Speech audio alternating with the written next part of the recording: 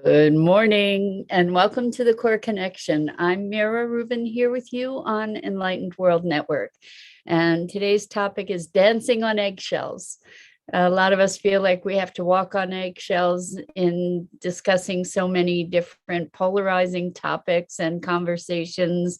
And I say, let's dance, let's celebrate our ability to be navigating these challenging spaces to deepen our connection with one another rather than creating deeper rifts. Hopefully we can dance on these eggshells. So it should be fun conversation, but before we get started, let's take a minute or two to get present.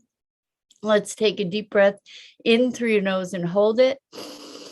And imagine clean, crisp oxygen flooding your lungs, flowing into your bloodstream, nourishing all your cells, all your organs, bringing vital life energy to your body and being. And as you exhale any tension, stress, negativity, fatigue. And now let's take another deep breath in through your nose and hold it. This time, imagine brilliant, bright light lighting you up from the inside out, illuminating, electrifying, and energizing all your cells, all your molecules, all your electrons, and creating this brilliant beam of light from your heart out into the world. And as you exhale any remaining tension, stress, negativity, fatigue. And now let's just gently press our palms together. Very, very softly, let's rub our fingers against our palms and feel the deliciousness of that sensation, the tickling, the tingling. Allow ourselves to become present to the physicalness of our being and these marvelous physical forms that enable us to experience life. Welcome, welcome, welcome. So, let's dance on eggshells, right? I don't mean like smashing them to smithereens, but I mean, let's be light and graceful of foot and really celebrate that we can have uncomfortable conversations and build bridges and potentially deepen connection and understanding. So I think we can make choices to allow our differences to. Good morning, Lisa. Oh, I want to hear, how was Vegas? Happy New Year. Welcome back. We're talking about dancing on eggshells instead of tiptoeing around on eggshells, celebrating the fact that we can make connections and we can communicate beyond our differences, and that every little part of that enables us to deepen our authenticity, to be moving toward building bridges rather than deepening rifts. And I think in my lifetime, I don't know that, well, maybe during the Vietnam War, but I don't know if there, and also there were all kinds of riots growing up, race riots growing up. So I was going to say, I don't know if there's ever been a better opportunity to build bridges, but I have to amend that. Lisa says, Lisa went to Vegas over the holidays. So Lisa says, I just got home yesterday. They were holding us hostage. Our flights kept getting canceled. Oh my gosh, Lisa, I'm sorry to hear that. I hope you got to play and win in the meantime. Good morning, Rosalind. So good to have you here with us this morning. And welcome to everybody else who's joining us. We're talking about dancing on eggshells. And really what I'm talking about in that regard is celebrating our possibility to be closing gaps and enriching communication. I had a wonderful conversation with someone who I adore, that I haven't spoken to for quite some time, and we got into conversation about the plague And we come from very different places in terms of our personal choices and our beliefs and understanding about what's going on. And both of us were able to say, acknowledge each other and ourselves for our ability to navigate that space, and to do so rationally, reasonably, and from a place of connectedness and appreciation and respect. And so that to me is worthy of celebration. And that's what I mean by dancing on eggshells. We can be light of foot and respectful and authentic all at the same time, non-reactive and present. And we can make this time of factionalization and polarization something that is enriching to all of us. In fact, I had one conversation the day before yesterday and one yesterday too, and it was awesome. It was awesome because there's a willingness to be committed to the relationship.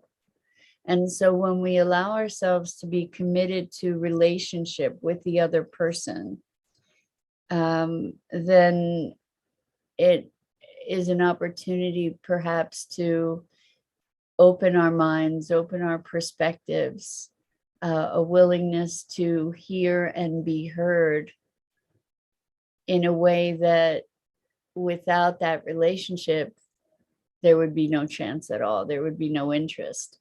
So I think that, yesterday we were talking about from separation to unity. I think that's really what we're talking about today as well, in a lot of ways, is that this dancing on eggshells is coming from a place of connection and unity, and therefore we can dance together, so rather than walking on eggshells, let's dance together. So Lisa says, regarding the trip to Vegas, we were supposed to be home last Friday, but we made some special memories. More importantly, we survived Vegas and each other. Talk about a test of relationship. Congratulations, Lisa. Good to hear that. Good to hear that you survived it. I'm sitting here playing with these things that I made yesterday. I know we've talked a lot about creativity and expression, and I've been playing, or I had been playing with encaustic. And one of the people that I had this lovely dance with yesterday is an artist, and we had decided to make an artist play date over Zoom, which was really, really cool because, because of different sensibilities about getting together in the physical, we decided to do it on Zoom, and it was awesome. And it's the first time in months that I have played with encaustic. And I know this isn't part of the topic, but it was part of my dancing, and being delicate, dancing on eggshells, like I said, being light of foot, being delicate, being committed to the relationship more than being right. So anyway, I'm going to share these things. Oh, you know what? You can't tell what they look like because of the background, because there's green. I have a green screen, but so some of the colors are disappearing in this. But these are toilet paper rolls that I collected through COVID. And I'm going to make some kind of assemblage with them. It looks like a hot mess as I'm broadcasting it on screen, but they're really rich and colorful and fun, and it looks like a hot mess, like I said, but I'm gonna, put them together into something sculptural.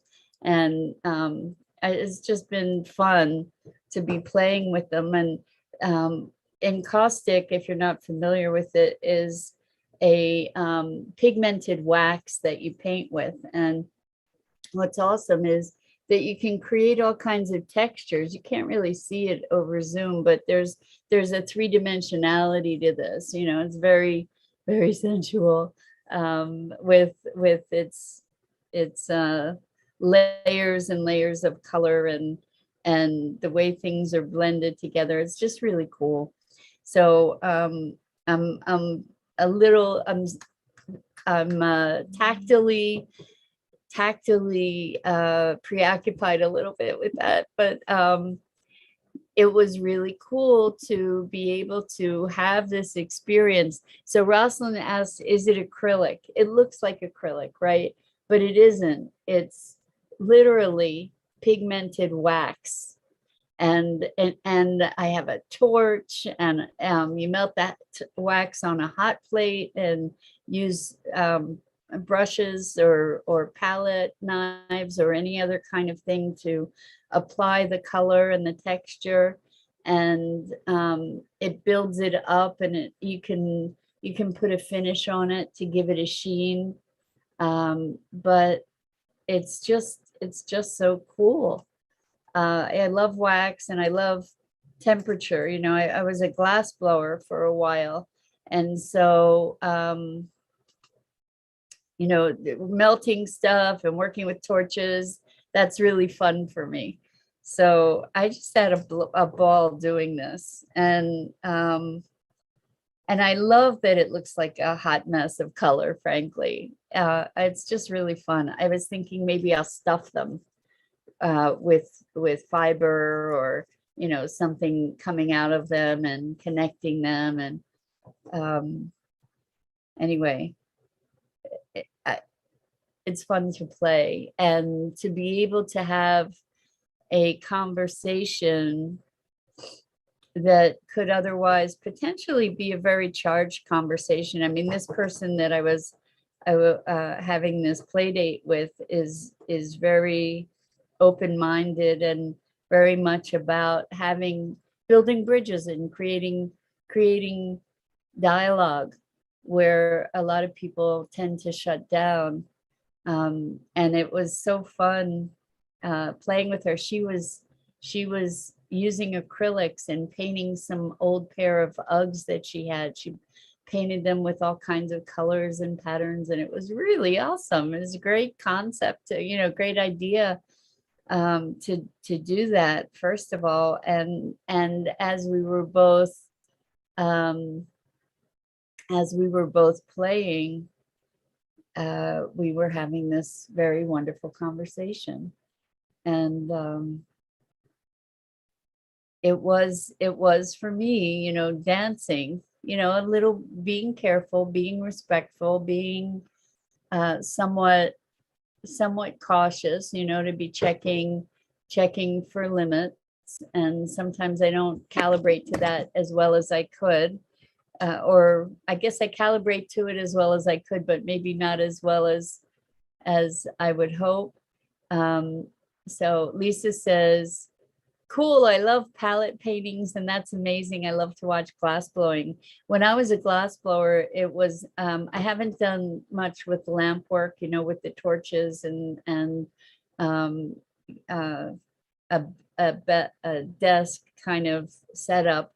The kind of glass blowing that I did was with the big pipes and the big furnaces, and yeah, it was really cool. Hot. It was really hot. It really was hot. Anyway, so let's talk about this dancing on eggshells, because I don't know about you, but I love to dance, and I'm not really great at choreographed type dance, you know, or the repetitive step kind of dance. I need to work really hard to get that stuff into my muscle memory. But when it comes to freestyle dancing, I love, love, love, love it. And so we can think about that as improvisation. And I think these conversations are improvisational, right? it's call and response, right? We move with the movement of our partner in that conversation. Bonjour, Dennis. Welcome, welcome. So good. And all the others, says Dennis in French. Welcome. It's great to have you here. And good morning, Isabel. Great to have you here as well. And good morning to Elaine. Good morning to all of you guys. It's you all just came in all at once. That's very cool. So Dennis, how many languages do you speak? I just have to know, because you put in these wonderful comments in different languages. It's so fun. So we're talking about dancing on eggshells and really partnering in our conversations over difference, and to be able to find the high level of reconciliation. We were talking about reconciliation the other day, a high level of reconciliation and harmony and understanding. You know, we might not have agreement, but we can have understanding. We might not have agreement, but we can acknowledge that in a harmonious way, I believe. So I'm wondering what kinds of dances you've had with folks in difficult conversations, you know, where you might otherwise have felt like you were walking on eggshells, but it turned into a dance instead. And so Rosalind says, anyone can dance, says Wine. I like to dance and can feel into it without being altered. Ah, okay. So so lots of people will only dance when they have had a little bit of social lubrication, like wine, for example. But Rosalind says, I like to dance and can feel into it without being altered. Actually, feeling into dance is altering, at least to me. You know, like I can get into a zone with music and dance that I step outside of myself and step into presence with the music. And I think that's what we're talking about in this dancing on eggshells idea. Dennis says three languages. Wow, that's awesome, though not mastered. Elaine says, I dance in harmony with what appears to be disharmony. I live in a world of illusions. You and me both, Elaine. So I love that you're saying that I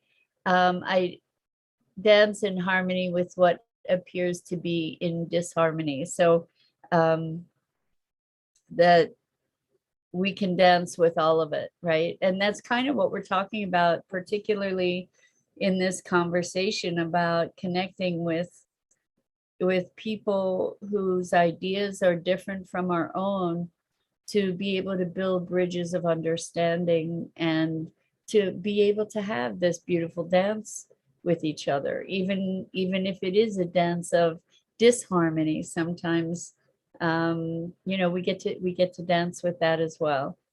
And sometimes in experiencing a willingness to dance with the disharmony of things, it becomes harmony. You know, we find another, like a higher plane of connection and harmony. So what else? Lisa says, I danced a lot on vacation. It felt so good letting go and being comfortable with it. That's awesome, Lisa. So I can't believe I haven't done it more, having done it recently and enjoyed it so much. But I have an old iPhone that I didn't get rid of, and I was able to hook it up so that it's my music machine. And I hooked it up to my speakers and I turned on some music, and I could not dance. And so I was dancing around my office, which it has very little floor space right now, I have to tell you, because I have a pile of boxes to be packing stuff up or whatever. And So I was dancing around like a fool, just loving, loving, loving it, having such a great time. And it was altering. So I actually have a client who says her criteria for clients is whether they make her want to dance. And I think that's a beautiful, wonderful criteria for the people that we want to engage with in our lives, whether it be on a personal level or in business. So let's see. Elaine says, yes, I dance with all life, no judgments needed. I have fun on the journey. And Lisa says, I'm dancing with myself. That is allowing me to find my harmony. Awesome, Lisa. Amazing. I had to let the noise quiet down from outside, but once it's done, dance. Dance a lot. I agree with you, Lisa. That's beautiful, beautiful. Let the noise from outside quiet down and be an expression of that inner dancer. Dennis says, I dance alone, like no one is watching. Imagine. I love it. I dance alone too, like no one is watching. I remember years ago, my friend and I were at this bar restaurant and there was a live band and nobody was dancing and I was. I was. And then another person or two came up and danced, but it was me pretty much. And Lisa said, you keep freezing. I'm not getting any signals on my end. So I don't know if it's me. I hope not. I hope the transmission here is going smoothly. I don't have anything I can do about it if it's on my end, unfortunately. Ooh. Sorry, it's my morning yawn, right? Sorry about that. So Lisa, Isabel says, me too. I don't need anything to dance and loving feeling it. Yes, it's liberating. It's really, really liberating. Elaine says, I dance and sing all the time. And yes, I am good. Me too, actually.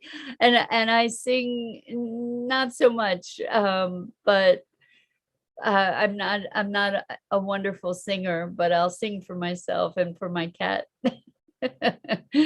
Lisa says, replying to Dennis, me too, but I don't care if everyone is watching, as far as dancing without, as if no one's watching, or dancing alone. And Tammy, welcome, welcome. It's great to have you here with us, Tammy. Tammy says, I don't dance as I'm one of those two left beat people, but in 2022, I'll be letting go more and enjoying life. I'm so glad to hear that, Tammy.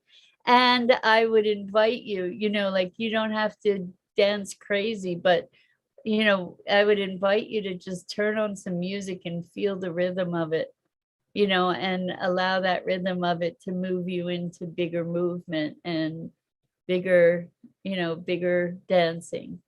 And eventually your feet will do their own thing that isn't tripping over each other. I can find that I have two left feet when I'm trying to do any of these prescribed dances. Like really, I can trip over myself, but let me just dance. Oh my gosh, it's just awesome. I love it. And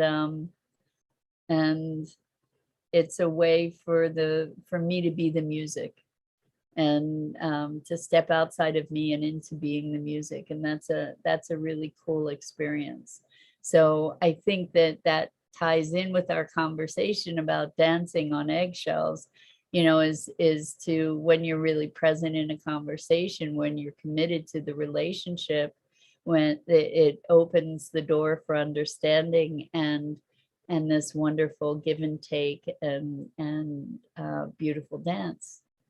So Rosalind says, I'm dancing with the stars with you all every weekday morning. I love it, Rosalind. You're awesome. Thank you for that. And I think that, I know there's a thing called ecstatic dance, and I don't actually know what it is other than what I can imagine it is. But when we allow ourselves to truly connect to the music, there is an ecstasy in that, you know, and there is an experience of something outside of ourselves. We get outside of ourselves. And that's what I'm talking about with these conversations, to be able to get outside of ourselves enough to really connect, you know, to be present in ourselves and also outside of ourselves, meaning not attached to being right, not attached to having to justify knowing what we know. It's easy to get plugged in with all that kind of stuff when we're talking about controversial topics, and people get angry when challenged, and or when, even when you're not challenging them, you're challenging an idea or a belief, people often take that quite personally. So it becomes a dance. It becomes a dance for sure. Lisa says, I'm one of those people who would love life if it was like a Broadway show and people broke out in song and dance. Could you imagine how wonderful that would be? I could imagine how bizarre it would be, you know, and there are lots of TV shows out that do things like that. It's pretty funny. And it would be a pretty funny thing to do in real life. If I had a good singing voice, I would consider trying that here and there. You know, it would be really interesting to see how people would respond. Um, Elaine says, have a beautiful now all. Blessings, loves. Thank you, Elaine. Elaine is anticipating the end of the hour, else she's having to jump off. The end of the half hour. Anyway, I so appreciate you, and I invite you to dance. Let's dance. And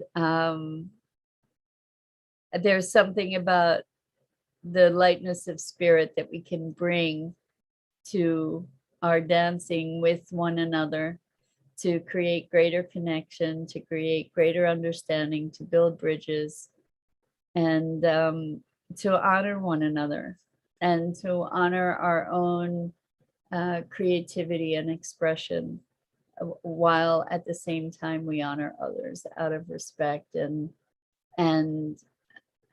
connection. So I think that's it for this morning. I'm Mira Rubin. This is the Core Connection. I go live here on the Enlightened World Network Facebook page each weekday morning at 9 a.m. Eastern. And please check out the other awesome programming on Enlightened World Network's Facebook page, as well as EWN One with the Earth and Enlightened World Living. And I'm going to ask again if anybody has the link.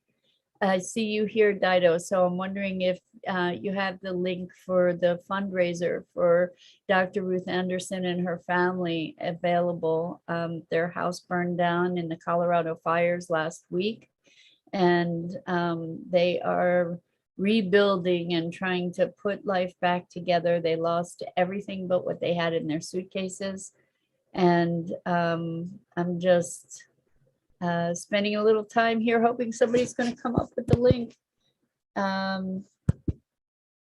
I can see if I can find it. I know somebody's going to come up with it before I do. But let's see if I can. Probably not. Nope, I'm not.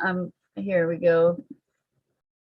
Not coming up with something right now, guys. So probably somebody else has already put it in the chat. Let me see.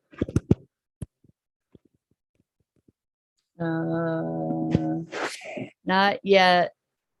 So I'm so glad you got to see me too and join all of us, Lisa. Thank you, thank you, thank you, Dido. I can always count on you. Or Sue, maybe it is. I don't know, because Dido, you came through as you, and Enlightened World Network came through separate. But please, please, if you have any pennies to spare, even, or dollars or more, please go and support Dr. Ruth Anderson and her family. Thank you, Dido. And also, please share out that link to people. We wouldn't have this amazing community if it weren't for Dr. Ruth. And she has been the beacon. She has been the energy behind it. She has been the mastermind of it. And we all have a deep